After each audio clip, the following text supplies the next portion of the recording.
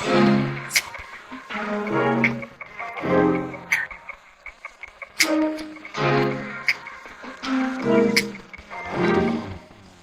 right, well, let's get things started. First, could you give us a quick introduction on who you are and what you do? Sure. My name is Mike Cavanagh, and I'm president and founder of a company called Keycode Media. And what we effectively do is we help provide video and audio solutions to enable our clients to communicate more effectively. Okay. That's a broad suite level. So what does that mean, and how did I get there?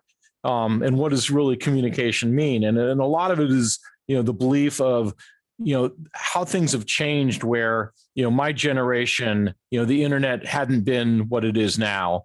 In fact, email hadn't even really existed. So it was a very much a verbal level. Written communication was a dying art. I mean, because that was a letter. Mm-hmm. And I ran the gamut where in college, I graduated out of UCLA with an economics business degree. And this is 1984, and the economy, interest rates, and unemployment were high. And I ended up taking a job at 100% commission selling photocopiers door to door in 5 zip codes in Los Angeles. Okay. I actually saw that when I was looking through your LinkedIn, that I saw you had a huge background in sales. And one of the things that I wanted to ask you was that with your background in sales, and right now you're president of Keycode Media, how did your role kind of transition from being a sales rep to now being a president? And it's interesting on that. And part of it was, I'm a follower and, of 7 Habits of Stephen Covey. And when that book came out, the concept of begin with the end in mind really stuck to me in terms of a habit.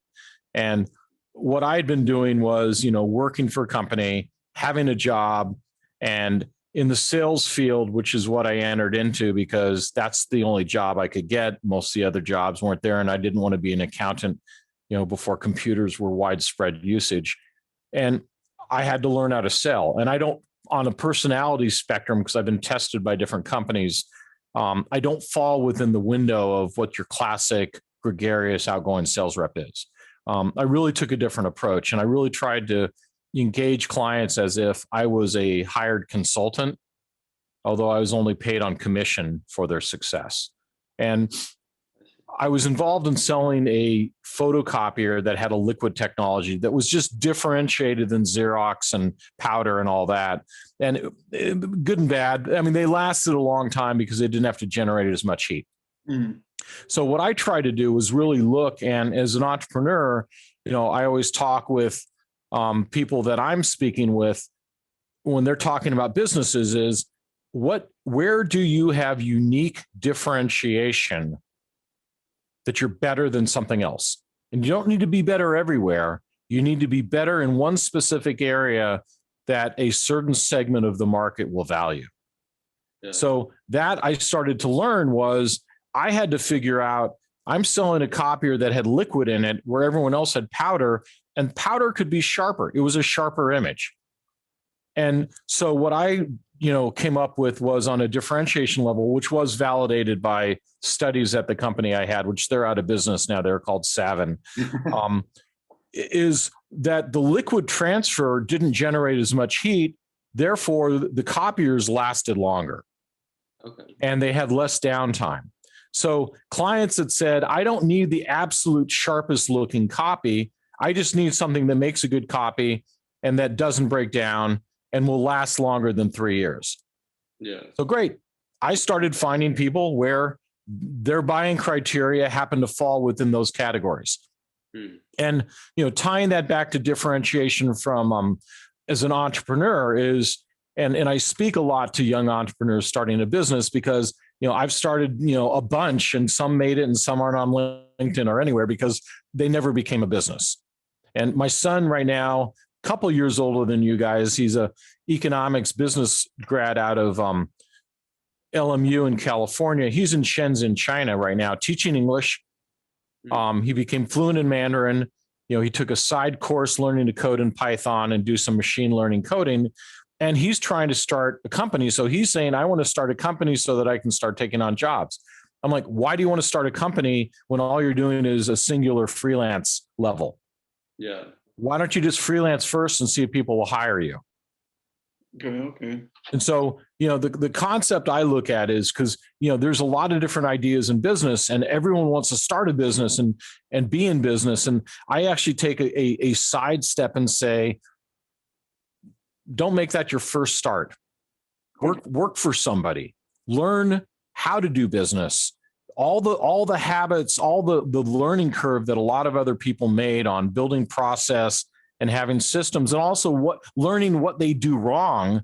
I mean, I became an entrepreneur because I got sick and tired of working for companies that the management above me, I didn't feel confident in. Mm-hmm. I didn't feel that they were driving directions that made sense for the customers. Mm-hmm. And so I just got into the world of, I think I can do it better and I'm going to start. And my opening came by chasing technology and opportunity. And then when you're in business, that's when the windows can start to open.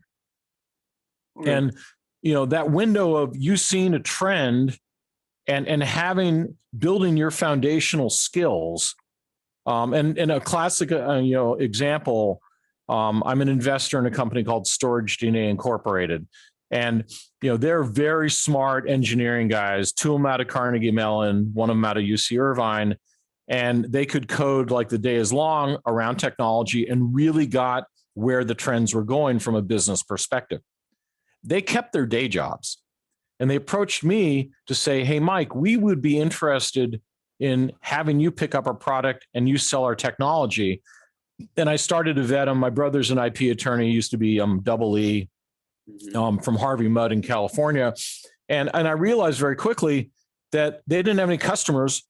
They just had some cool technology and they all had day jobs. Yeah.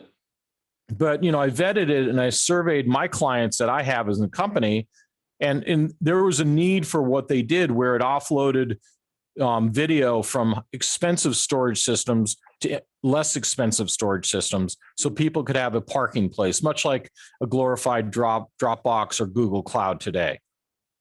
Okay. And that was their initial part of their technology. And I said, you have a business, but you don't really have products. You don't have customers. Are you guys willing to quit your day jobs and start a company full time and jump in it with me, and I'll become an investor and help you and incubate your company? So their idea was built out or born out of the needs that they saw in their day job. Yes. I see. Interesting.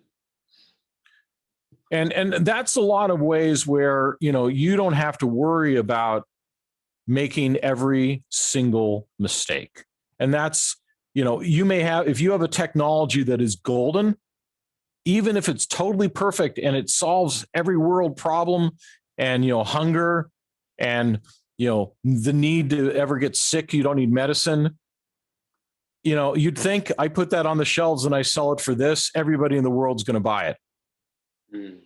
But if you haven't been in, the medical industry, you wouldn't know, well, I need to get, the Food and Drug Administration to approve what I have. Although it solves all these problems, it's not something that can happen tomorrow. Mm-hmm. So on that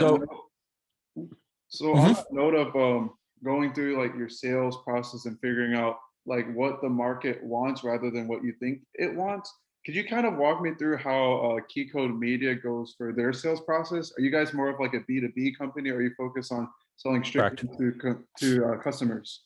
We're B2B. Mm-hmm. So in Austin, we're working right now on a project at Austin City College and the PBS station that's moving from University of Texas to ACC, and we're doing that integration and build out and procurement of equipment for them. And how B2B really works is, how do you become a trusted supplier and partner of an organization you're trying to speak with? So just building up your reputation, basically.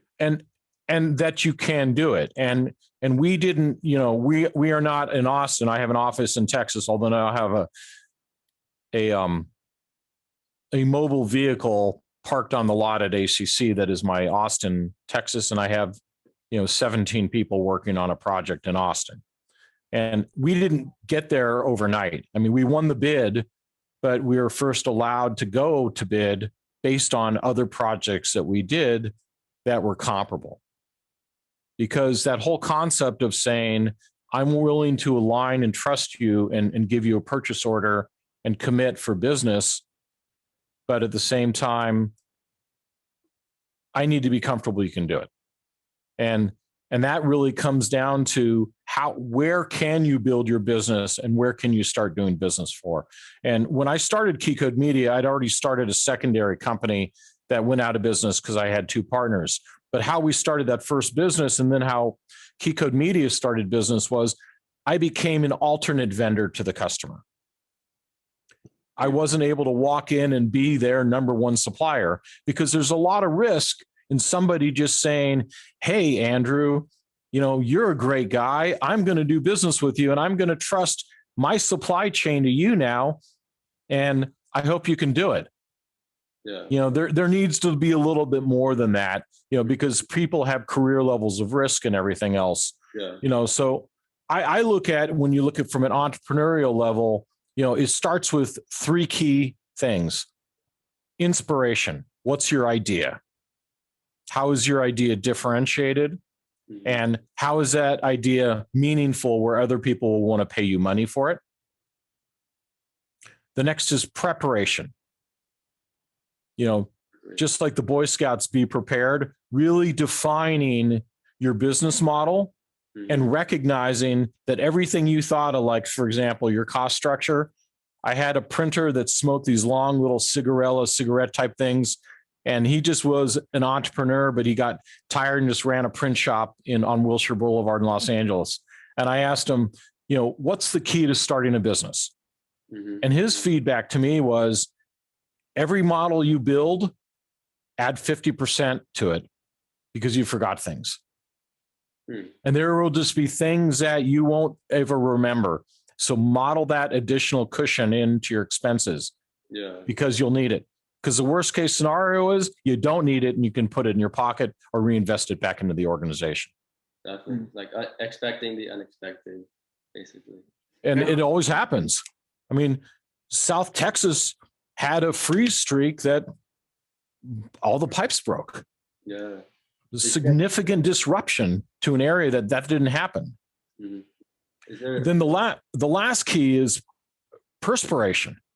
Is just working your ass off or your butt off. We're outworking everybody and recognizing as you're an entrepreneur, it's harder to get out of a business than it is out of a marriage. I mean, you have commitments, you have guarantees that are financial that you just can't walk away from. And, it would take me probably 2 years if I wanted to wind down KeyCode Media and be done with the company. More than that. I mean, I have a lease for 10 years in one of my buildings. Yeah. So realizing that once you're in, it's sort of like you're in the matrix and there's no easy way out. How do you get out of Oz once you're in Oz? And it's like, you better find out what you're going to do and be committed to knowing that there are going to be days that suck. And there's no one to handle that stress or that financial pressure but you. Yeah. And so going back to the second point that you said, that about being prepared, was there any experiences that you guys had with KeyCode Media where you had to expect the unexpected and it happened? Well, the pandemic. Right. So I started my company in 2 offices, one in Seattle, one in Burbank. And I now have 8 different offices across. So I was looking at, we had servers that people were, using RDWeb and Citrix to log into, and it wasn't really a good workflow. So as cloud tools started to come about, I decided, in 2018 to do the analysis and make some decisions about migrating all of our systems, our phone, our storage, our computers, operations, everything to the cloud. And we weren't ready in the beginning of 2019. And by the way, that was year 18 of the company. We weren't ready. And I had my operations people come to me and say, Mike, we're not ready. We're not ready to do this. We need more time. And I said, burn the boats. Wow. We're doing it. And it's going to be bumpy and people are going to complain and clients are going to be disrupted, but it's going to happen anyway. And by everybody knowing that we're committed to making this happen and we're going to make it happen, and we're all focused on the benefits that it's going to bring us, that it's going to bring our clients, that we should do it. I'm glad you mentioned that, because a lot of the entrepreneurs that we've talked to so far there's been a common line of burning the bridge to sort of the easy way out. So you can just fully commit to the task at hand. And you know that, hey, even if I don't put my full effort to it, there's no way back. And that commitment mentally just helps a ton with like productivity. And I wanted to ask you, like, how did you sort of like ease your way into like this business environment, shifting like away from your 9-to-5 lifestyle you had beforehand? And how did you recruit like your team members who are also like-minded and willing to take that jump of commitment into Key Code Media with you? I think the first one is, getting people that don't want to be bound into a box. And people that want the ability where if they make a mistake, it's not career ending, and that they're not branded as a failure, and that's going into their HR report for the end of eternity by trying something. I mean, I tell people, don't try things. Let's talk, let's have a discussion, let's engage. But I'm open towards, Joseph Schumpeter talked about creative destruction is the essential fact about capitalism. And that concept of people being okay to create levels of destruction because things are going to, new things are happening. And things are moving so very quickly with AI, machine learning, the COVID changing, and us trying to really interpret what is really the blend of work and home experience now. And I'm right now faced entrepreneurially with, I'm in an empty office. I prefer, I'm a little bit old school. I think of myself as young, but I'm not, I'm not anymore. And I know that as my kids go, Dad, you're old. But the concept is I like working and having separation from home and work. But there are other people that they would like that. But if, 75 minutes of their day is taken in a car driving somewhere, that they now have those 75 minutes, that's a pretty big benefit to their life. And for me, looking at things and saying, hey, they're benefiting on a personal level, able to walk their dog longer, start yoga, and have good life balance. How do I manage them as an entrepreneur, recognizing I won't see them? And we went for a year without seeing each other, except on these little boxes on the computer. But that's a huge pivot that, people are dealing with. Restaurants are having problems, stores are having, everyone's trying to figure out, what is the next sort of iteration of our world? And that's where opportunity, because what we're effectively incurring is, as I said, that creative destruction. So I see, I'm glad that you mentioned that about environments, like sort of playing an influence on your productivity. I know for you, I agree with you on that I really prefer having a separation between like my work and life. And right now as a student, I like to travel across like campus, go to different locations, specifically like a coffee shop, to get my work done. And a lot about entrepreneurship, at least when like you're working with other people, is understanding like who like these different personalities are, because not everyone's going to be old school like us. Some people are going to prefer to like work and live in this place. And understanding that just helps a lot more with like the communication, getting different workflows, and honestly just manage the whole engine way better than normal. And the thing that I wanted to get back to you on was like how the thing that I wanted to get back to was, did you always have like these sort of like positive influence that sort of lead you down the path of entrepreneurship? Did you surround yourself with like friend groups or peers that were also entrepreneurs, or were you just kind of like going against the grain and were the first entrepreneur like in your family? My grandfather was a sheep rancher in the Bighorns in Wyoming. And that was the only entrepreneur I had any ability to view. And so I think I personally just happened to be against the grain, and I seeked out, books and tapes, and then, podcasts and YouTubes, and really just try to get a sense of how people were. I didn't have that person to view. I just was more of a contrarian, and just somebody that I would piss off my bosses because I'd outwork them, outthink them. And they got frustrated with me, although I was bringing a lot to the table to them. And it just came to the level of they were more in a 9 to 6 environment, and I'm in it to win it. What's it take? Mm-hmm. I see. That's powerful. That's powerful, sir. Okay. Oh, thanks. Yes, sir. Yes, sir. I don't want you to work yourself to death, though. But so I wanted to touch a little bit further on, like, you're saying that you read a lot of books and just sort of surrounded yourself with that media because you didn't have like sort of people around you to support you there. What were one of like your biggest inspirations in the entrepreneur field, whether it's like book, podcast, or like your favorite media to consume that you would recommend to anyone? Candidly, I mean, what got me started on there, and I met this guy in like 1981, was Tony Robbins. And I'm not like a super fan of his whole thing, but he had this thing around neuro-linguistic programming, and he had a set of tapes that this leasing representative named Frank Hickey was helping me, close deals when I was selling pre-press technology that was sort of a desktop publishing back in the, late 80s type thing.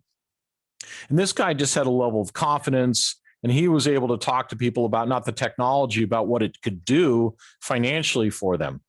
And I was like, man, you come in, you're confident, you sit down with people, they relate to you very quickly, and you don't know shit about what I'm doing, and you're doing it better than me. And he said, hey, there's this guy named Tony Robbins. He has his tapes. You can buy it, and you should listen to it. And I did. And it wasn't like, I'm running around on fire pits and I've never gone to one of his things, and I'm not like, that hardcore. As though like I said, I met him in the 80s in college. He was barnstorming, trying to get people to join his sort of cult thing that he was doing, or his group. And looking back at it, probably should have just quit school and gone for it. Who knows, right? But I took my own path, and I needed those foundational levels of, I needed a degree, in economics. I needed to get an MBA at night so that I just had levels of check boxes that some people would look at and say, makes me more comfortable doing business with you because of those. And also, I think for me, I needed that comfort to bolster my mental attitude here to be, okay, I'm now ready. Because jumping into entrepreneurship is a big jump, and especially right now where, you guys will graduate. What are your majors? I'm actually double E as well, electrical engineering. Okay. I'm mechanical engineering. Okay. So you guys know you can walk out at 100,000 plus easy, more money than you've had personal discretion ever. Yet you're talking to entrepreneurs and you're thinking, how can I become an entrepreneur? Mm-hmm. Yeah. I see what you're saying, where, you feel like you need that experience aspect from going to school and like working a job. And I think that's kind of a mindset that a lot of people, or some people still have today, but a lot of people nowadays believe that, there's a lot that they can learn with the internet as a tool. Mm-hmm. And I want to ask, like, what's your like opinion on like using the internet, and like how has that helped you, I guess? Yeah. I use the internet.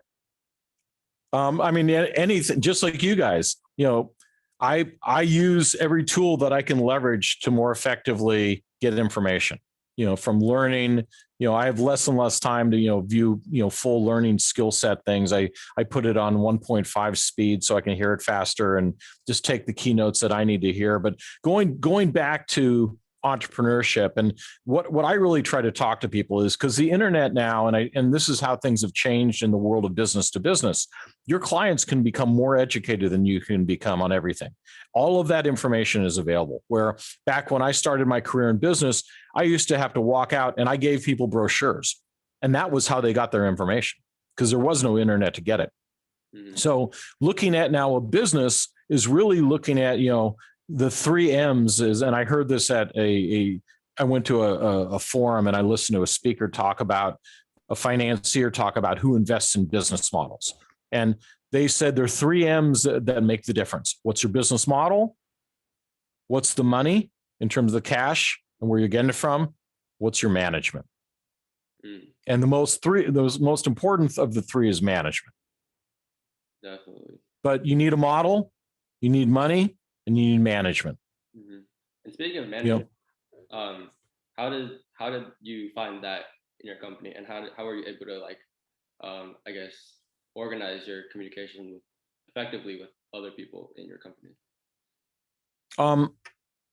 We're traditionally structured, although we're both player coaches, so we'll do a lot. But I have 90 employees, and I have a management team and different, my engineering department, my project management department, my operations, my finance, HR. They all have different skills, and it's really about setting up, the goals, and then defining the roles and how we're going to, the metrics to manage that. Yeah, I think it's one thing that I've been seeing is it's super important for a leader and as an entrepreneur to be able to share your vision with the people around you, and especially those who work with you, because you have to keep them motivated and keep them driven. So, and it's hard.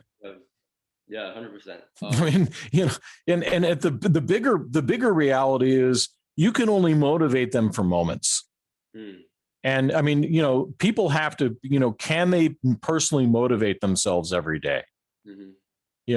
Are you getting that person that will have your drive? More than likely not. I like to say the 80% rule. Can they do 80% of what you can do? But I look more at values, ethics, and diversity. So I have probably in my industry, in the AV side, I have more women and more minorities than any of my competition. And I feel that is very critical because it blends together a much more unique perspective that's differentiated, and that better ideas can come through the amalgamation of communication. Because of people from, my head of, project management and AV, he grew up in Egypt. He won the lotto to come to America. And, his speaking style is not, traditional within, the business environment, especially in audio, video, and broadcast fields. Yeah. Yet I saw something in him, and he's been a great fit. My CFO, she grew up in Hong Kong. English is her second language. Yeah. Yet she has a very unique way of looking at things that I don't look at the same way. And what I feel that does is it builds the strength of the organization by having more people have different insights towards solving solutions to make, our ability to serve our clients better. How did you meet all these people from all these different backgrounds? Random. You meet them online, you meet them in meetings, you put job interviews out, people apply. I've hired people that the rest of my team's like, why do you pick that person? I don't think they're going to work at all. And I'm like, just wait. Wait, I'm glad you mentioned that, with sort of combining these different cultures and perspectives from across the world to make sure that your company is as well-rounded as compared to the other companies and competitors out there. But the question I want to ask you is that with all these different perspectives, cultures, and even language barriers, how do you go about screening these people? What in your head says, okay, this guy is or girl is the right fit for Key Code Media? How can you see the value that they could add to your company? I ask the tough questions. I do have them take a low cost, profile test on how they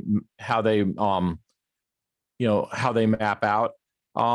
I actually spend more time for key employees interviewing their references, and then interviewing references that are not their references, but people that could be, that I know that they may know on LinkedIn.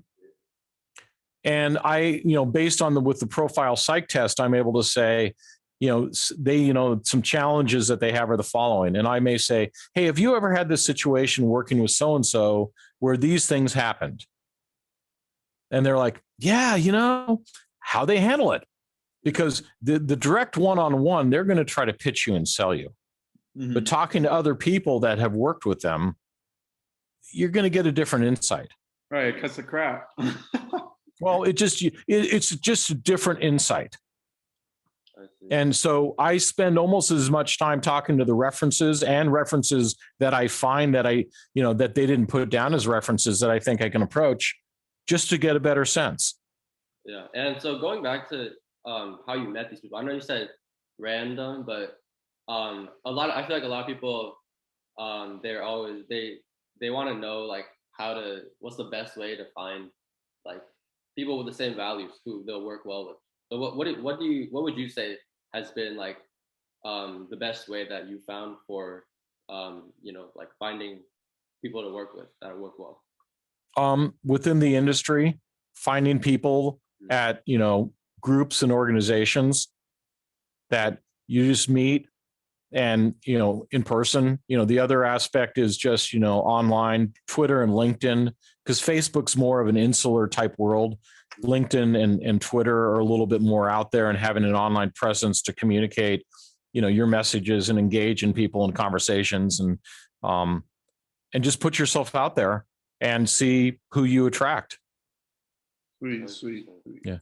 I love talking with you guys. I got to drop off, but I'd be more than willing to reconnect, and you can do this later.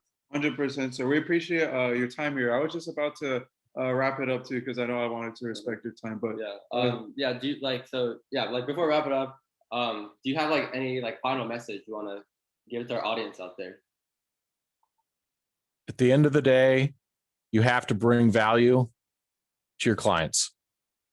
And if you're bringing incredible levels of value and trust, direction, and consultation, that word will spread and your business will grow.